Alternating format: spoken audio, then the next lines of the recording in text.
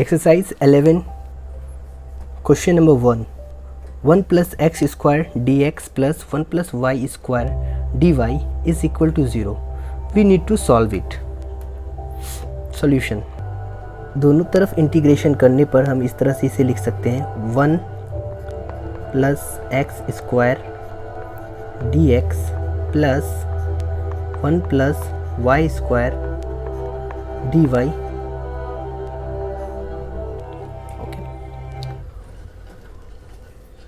और यहाँ पर हम एक इंटीग्रेटिंग कांस्टेंट दे देंगे।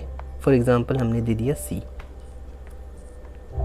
हमें इसे सिंपल सॉल्व करना है तो ये यहाँ पर हो जाएगा integration 1 dx plus integration x square d x plus integration 1 dy plus integration y square d y is equal to c, where c is integrating constant. Now यहाँ पर अगर हम आगे जाते हैं तो हम यहाँ क्या कर सकते हैं, इसे सिंपल सॉल्व करते हैं तो यहाँ पर ये आ जाता है x, यहाँ पर ये आ जाता है x क्यूब अपॉन 3 प्लस यहाँ पर ये आ जाता है y और यहाँ पर y cube upon 3 equal to c।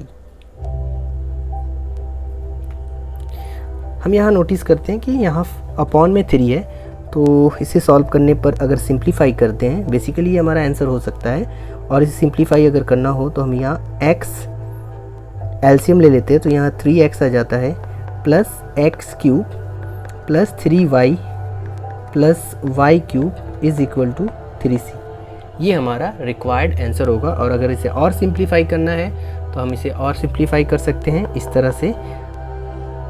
यहाँ से 3 कॉमन लिया तो x प्लस वाई हो गया और यहाँ पर x cube plus y cube is equal to 3c।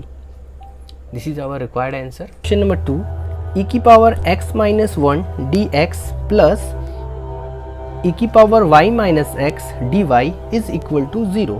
So we need to solve it. Solution, सबसे पहले हम एक काम करते हैं, इसे इस तरह से लिख देते हैं e की पावर x e की पावर y dx प्लस अगर हम इसे उस तरफ लेकर जाते हैं तो ये हो जाता है माइनस e की पावर y अपॉन e की पावर x dy। अब हम क्या करते हैं, e की पावर x को एक तरफ कर लेते हैं तो ये हो जाता है e की पावर 2x और यहाँ पर y को अगर हम वहाँ ले जाते हैं तो ये हो जाता है e की पावर 2y। यहाँ पर dx बच गया, यहाँ पर dy बच गया। बेसिकली ये हमारा टर्म है और ये माइनस पे है तो अगर वापस हम इसे इंटीग्रेशन की तरफ लेकर जाते हैं, इक्वल की तरफ लेकर जाते हैं तो ये कुछ इस तरह से हो जाएगा।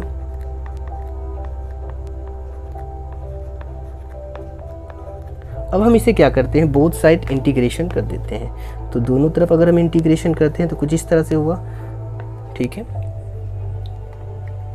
अब हम इसे सॉल्व करते हैं तो यहाँ पर अब हम कुछ कांस्टेंट ले सकते हैं। फॉर एग्जांपल हम यहाँ c ले लेते हैं, इंटीग्रेटिंग कांस्टेंट है ये।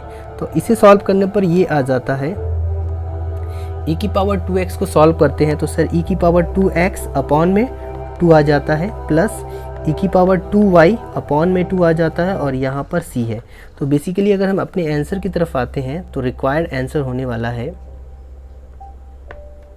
इसलिए अगर हम आंसर की तरफ आते हैं सर e की पावर 2x प्लस e की power 2y is equal to capital C। ये हमारा रिक्वायर्ड आंसर होगा। Question number 3 y bracket 1 plus x square d y is equal to x bracket 1 plus y square d x. ये question गया है और हमें इसे सॉल्व करना है। डी वाई डी एक्स को हटाना है सिंपल फॉर्म में, x और y के फॉर्म में यहाँ एक रिलेशन निकालना है। तो अगर हम इसे सॉल्व करते हैं तो सर x वाले टर्म को एक तरफ कर लो और y वाले टर्म को एक तरफ कर लो। बेसिकली हम ये कर सकते हैं तो हम यहाँ क्या करते हैं, y रखते हैं 1 प्लस वाई स्क्वायर को यहाँ ले आते हैं बेसिकली और हमारे पास ये dy यहाँ अवेलेबल है। उसके बाद हम क्या करते हैं, सर x यहाँ है, यहाँ से हम 1 प्लस एक्स स्क्वायर को ले आए हैं और ये dx। नाउ ये हमारे पास एक सिंप्लीफाई फॉर्म में है। अब हम क्या करते हैं, बोथ साइड इंटीग्रेशन कर देते हैं। अगर हम बोथ साइड इंटीग्रेशन करते हैं तो यहाँ पर हमें एक काम करना होगा, अगर हम यहाँ इंटीग्रेशन बोथ साइड कर रहे हैं तो हमें यहाँ पर हाफ लॉग सी दे देना होगा। ये एक्चुअली कांस्टेंट है, बेसिकली हम जानते हैं ये हाफ लॉग क्यों दिए। एक्चुअली जब हम इसे ये देने का मकसद, चलो इसे हम सी मान लेते हैं। बेसिकली हम यहाँ मान लेते हैं कि हम एक कांस्टेंट देते हैं, इंटीग्रेटिंग कांस्टेंट। ओके, नाउ इसे सॉल्व करने पर हम जानते हैं फार्मूला, ये हमें log 1 प्लस वाई स्क्वायर का फार्मूला देगा। बेसिकली जब हम इसे सॉल्व करते हैं तो हमारे पास आता है हाफ, सॉल्व करने पर हमारे पास आता है half log 1 plus y square, ये आता है हमारे पास। और दूसरी तरफ क्या आता है similarly sir, half log 1 plus x square आता है, और यहाँ हमने सी माना है।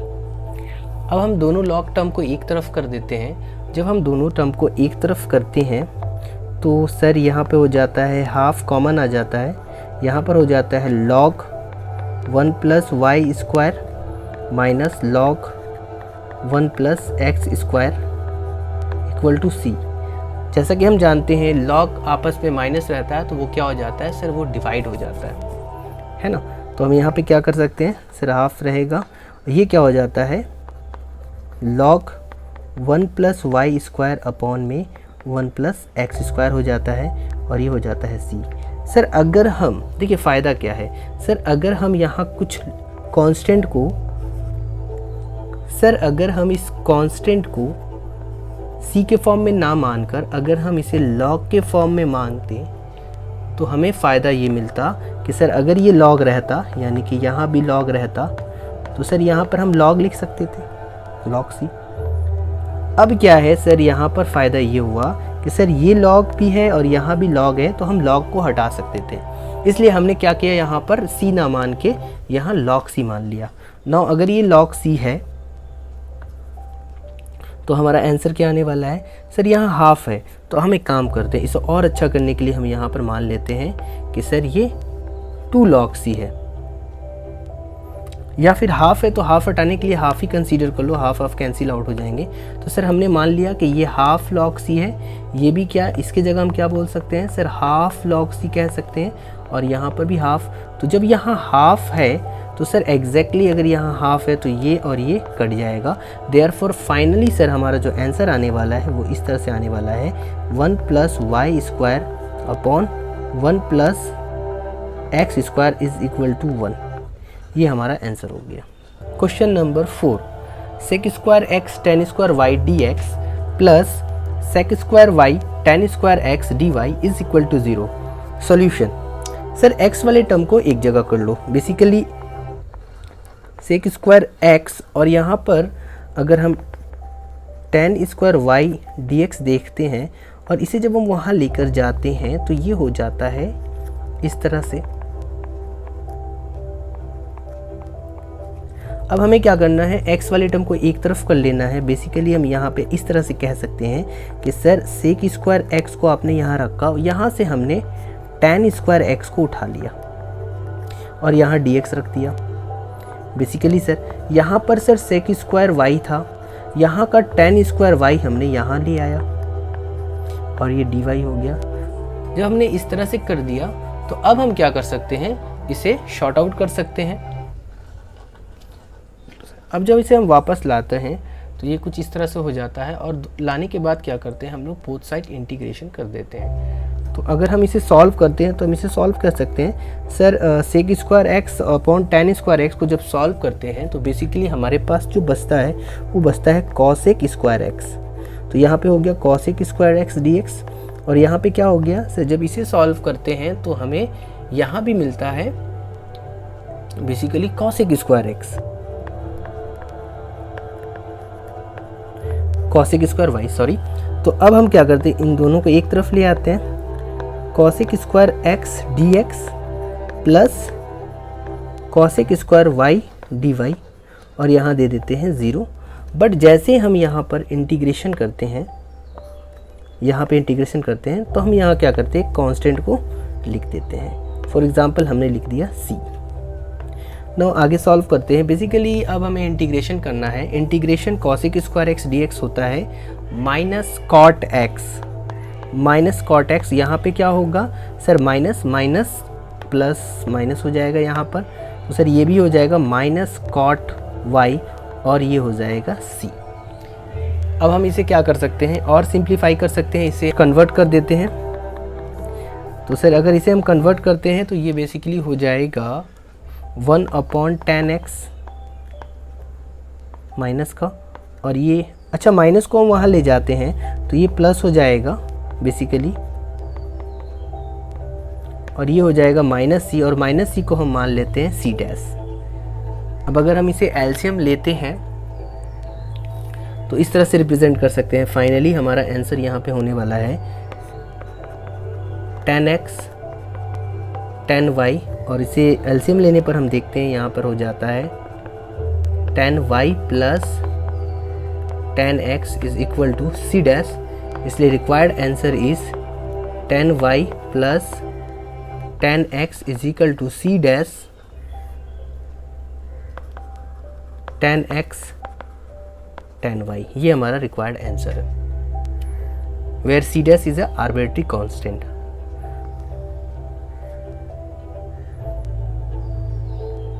Next question number 5।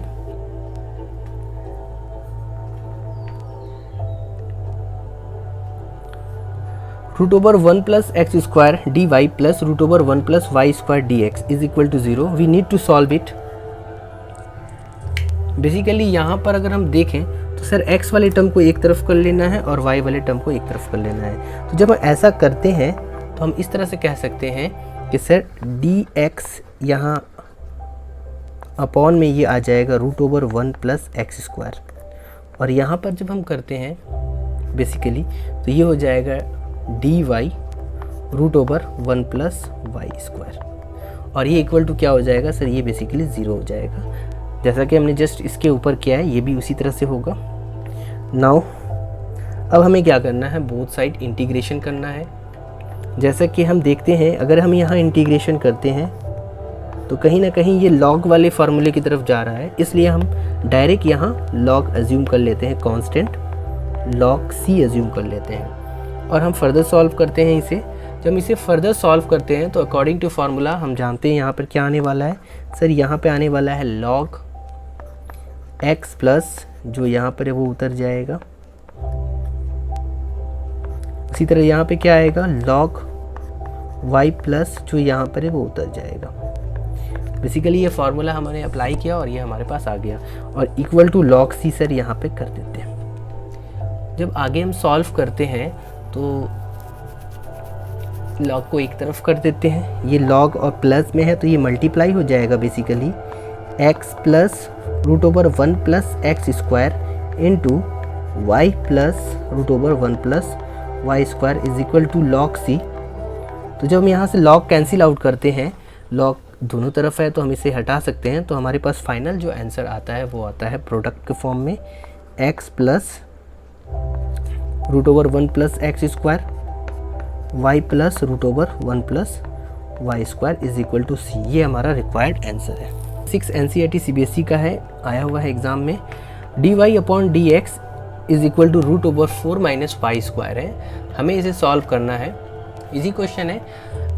हम क्या करते हैं, y के टर्म को एक तरफ कर देते हैं जैसा कि हम लोग करते हुए आए हैं। तो सर सोल्यूशन में क्या होगा, dy root over 4 minus y square और यहाँ पर dx। अब हम यहाँ इंटीग्रेशन कर देते हैं, सिंपल सी बात है। सर जब हम इंटीग्रेशन करते हैं तो कांस्टेंट हम c ले लेते हैं यहाँ पर। चलिए हमने ले लिया कांस्टेंट c। अब इसे जब हम सॉल्व करते हैं तो ये हमारे पास आ जाता है इन्वर्स के फॉर्म में, साइन इन्वर्स के फॉर्म में। बेसिकली ये साइन इन्वर्स वाला फॉर्मूला है इंटीग्रेशन का। तो साइन इन्वर्स ये हो जाता है y upon 2 is equal to, यहाँ पे ये x आ जा रहा है और यहाँ पे c। ये सिंपल हमारा आंसर है। Question number y bracket 1 plus x d x plus x bracket 1 plus y d y is equal to. Solution, sir यहाँ पे वही करना है। सर x वाले टर्म को एक तरफ कर दो तो सर हमारे पास 1 प्लस एक्स 1 प्लस एक्स और यहाँ पर आ जाता है 1/x dx प्लस में सर 1 प्लस वाई अपॉन में y dy is equal to ये हो जाता 0। जब इसे इस तरह से हम सॉल्व करते हैं, ये इस वाले को इक्वल के वहाँ लेकर जाते हैं और x वाले को एक तरफ करते हैं, फिर दोबारा वापस लेकर आते हैं, तो ये इस फॉर्म में आ जाता है। नाउ अब क्या करना है, सिंपल है सर। अब बोथ साइड इंटीग्रेशन करेंगे। जैसे हम यहाँ इंटीग्रेशन करते हैं तो हम यहाँ क्या करते हैं, एक कांस्टेंट को मान लेते हैं। फॉर एग्जांपल हमने मान लिया कांस्टेंट c। अब इसे हम फर्दर सॉल्व करते हैं। फर्दर सॉल्व करते वक्त इसे हम थोड़ा सिंप्लीफाई कर लेते हैं, तो ये 1/x हो जाता है और ये 1 हो जाता है, तो हमारे लिए आसानी हो जाती है। ये हो जाता है 1/y plus 1 dy equal to c। Now अब ये बहुत आसान हो गया है। जब हम इसे सॉल्व करते हैं तो ये हो जाता है 1/x dx plus dx 1/y dy plus dy is equal to c. जब इसे हम फर्दर सॉल्व करते हैं तो ये दे देता है log mod x दे देता है प्लस x दे देता है।